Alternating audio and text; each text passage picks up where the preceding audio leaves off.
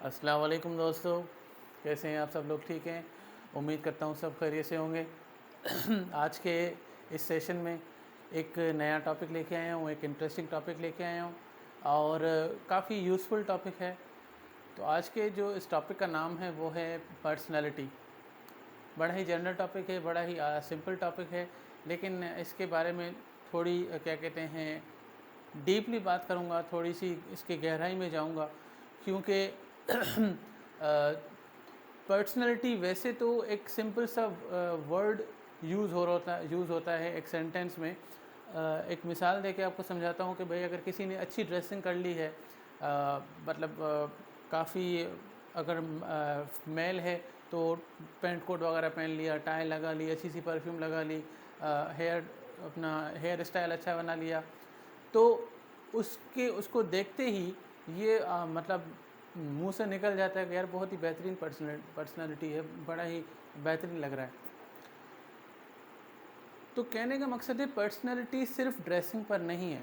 आज का जो टॉपिक है और जिस पर मैं बात करने जा रहा हूँ, पर्सनैलिटी में 5 कैरेक्टरिस्टिक्स आती हैं, 5 चीज़ें आती हैं, उन्हीं के बारे में बताऊँगा। जब ये 5 चीज़ें इकट्ठी होंगी तभी जाके उस इंसान में, चाहे वो मर्द हो या औरत हो, लड़का हो या लड़की हो, तभी जाके उसकी पर्सनैलिटी, जिसको आप उर्दू में शख्सियत बोलते हो, तभी जाके वो मुकम्मल होती है, पूरी होती है। पहले इसका कॉन्सेप्ट बता दूं कि पर्सनैलिटी क्या है, शख्सियत किसे कहते हैं।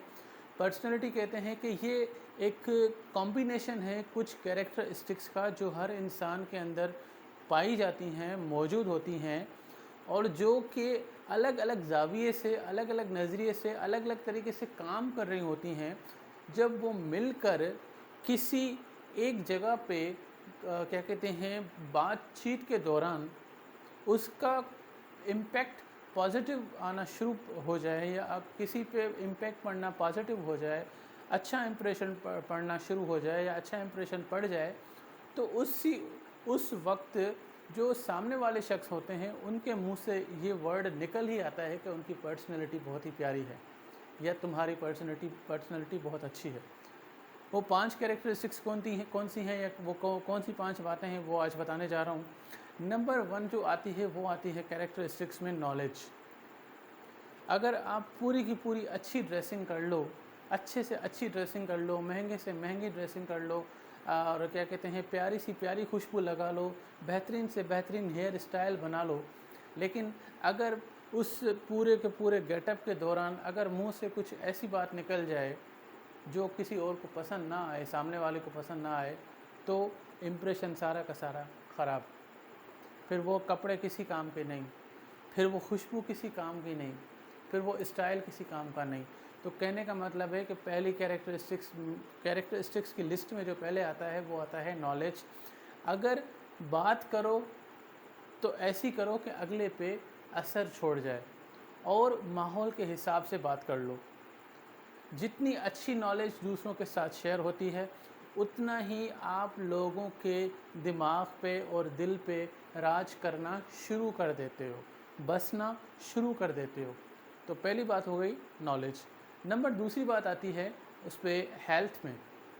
हेल्थ से मुराद ये है कि कोई शख्स अगर हेल्थ कॉन्शियस है, यानी कि हेल्थ कॉन्शियस से मुराद ये है कि लिमिटेड खाना खाता है और अपनी पूरी की पूरी रिक्वायर्ड जो नींद के लिए वर्किंग आवर्स होते हैं, यानी कि 6 से 8 घंटे पूरी की पूरी नींद लेता है, और सुबह सवेरे उठना, इसके अलावा पूरी की पूरी सेहत पे ध्यान देना, जॉगिंग करना वगैरह वगैरह, जिससे उसकी बॉडी मेंटेन है, किसी तरह का कोई भी उस पर क्या कहते हैं उसके बॉडी में झोल झाल नहीं है, तो ये भी उसी पर्सनैलिटी का एक पार्ट होता है। Number 1 knowledge, number 2 health conscious, यानी कि वो अब अपनी सेहत का भी ध्यान रखे।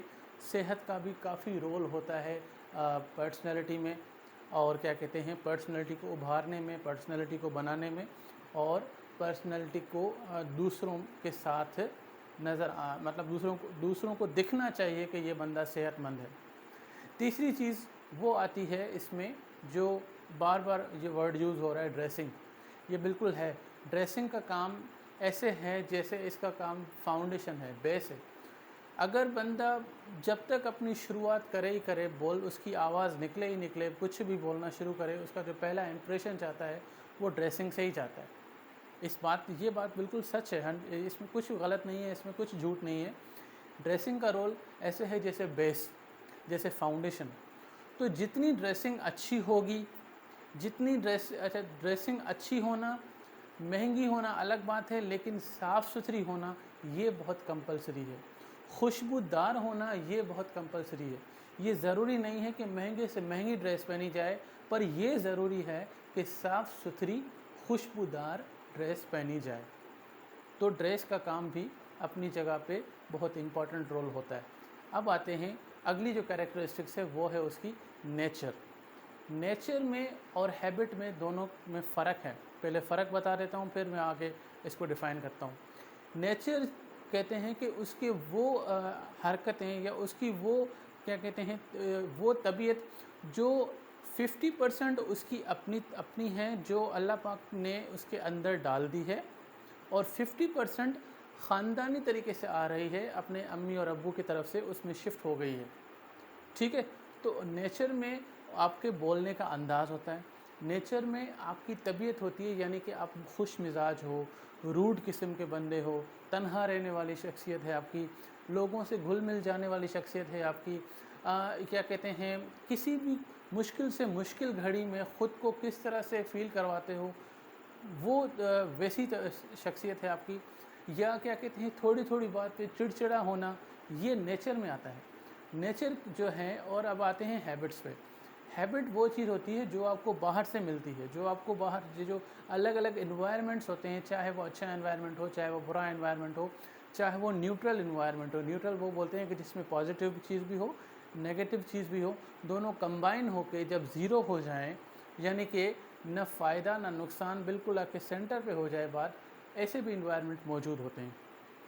तो जो आदतें या जो क्या कहते हैं चीज़ें या जो प्रैक्टिसेस, जो अमल आपको बाहर से मिल रहा है और उसको आप अडॉप्ट कर रहे हो, उसको अपनी ज़िंदगी में शामिल कर रहे हो, और फिर उसी को उसी पे प्रैक्टिस करते हुए अपनी लाइफ को गुजार रहे हो, तो ये नेचर प्लस में हैबिट दोनों मिलकर आपकी लाइफ में एक रोल प्ले कर रहे होते हैं, जिससे आपके किरदार के बारे में पता चल जाता है कि ये इंसान किस तबीयत का है, ये इंसान इसकी नेचर कैसी है, और ये इंसान क्या कहते हैं लोगों के साथ बैठने वाला है या तन्हाई पसंद है।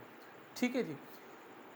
ये हैं वो कैरेक्टरिस्टिक्स जो मिलकर एक पर्सनैलिटी को बनाती हैं। सिर्फ़ और सिर्फ ड्रेसिंग नहीं है। ड्रेसिंग का मैंने बताया कि बिल्कुल फाउंडेशन वाला काम होता है, बेस वाला काम होता है, लेकिन ये बाकी जो फैक्टर्स हैं, ये जब आपस में मिलते हैं तभी जाके एक इंसान की शख्सियत उभर कर सामने आती है और 100% जेन्युइन और परमानेंट इफ़ेक्ट डालती है सामने वाले पर। और ये रिज़ल्ट जो है या ये इम्पैक्ट जो है, एक दफ़ा जब पड़ गया, फिर वो अच्छा पड़े या बुरा पड़े, वो आपके ऊपर है। यानी कि कहने का मकसद है कि आपने जो बात की शुरुआत ली है वो कौन सी ली है, वो उस बात पर डिपेंड करता है।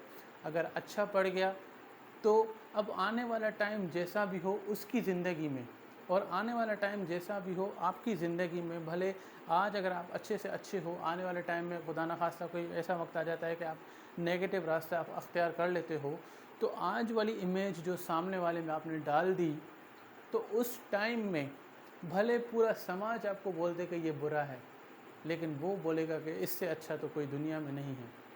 उसी तरह से अगर आज के दौर में या आज के टाइम में आपने इम्पैक्ट ही बुरा डाल दिया उस सामने वाले पर, और आने वाले टाइम में कि आप एक क्या कहते हैं पूरी दुनिया के लिए बेहतरीन इंसान साबित हो गए कि यार ये तो बड़ा क्या कहते हैं इम्प्रेसिव बंदा है, बहुत ही क्या कहते हैं शेयरिंग टाइप का बंदा है, दोस्ताना किस्म का बंदा है, सब बोल रहे हैं, लेकिन उसके दिमाग में, उसके दिल में अगर आपके लिए एक नेगेटिव चीज़ बनकर रह गई, तो फिर आप चाह कर भी उसको पॉजिटिव में कन्वर्ट नहीं कर सकते। तो इसीलिए कहते हैं कि जो आप अपनी पहली शुरुआत ले लो किसी भी क्या कहते हैं इंसान के साथ, किसी भी माहौल में, किसी भी रिश्तों में, तो कुछ इस तरह की शुरुआत ले लो कि आपकी इमेज अच्छी से अच्छी बनी रहे और हमेशा के लिए कायम व दायम उसके दिमाग में और उसके दिल में समा जाए, भले आगे चल के वक्त कैसा भी हो जाए। आज का सेशन बस इतना ही था। उम्मीद करता हूँ आपको पसंद आया होगा। अपना बहुत सारा ख्याल रखिएगा और मुझे दुआओं में याद रखिएगा। अल्लाह हाफिज़।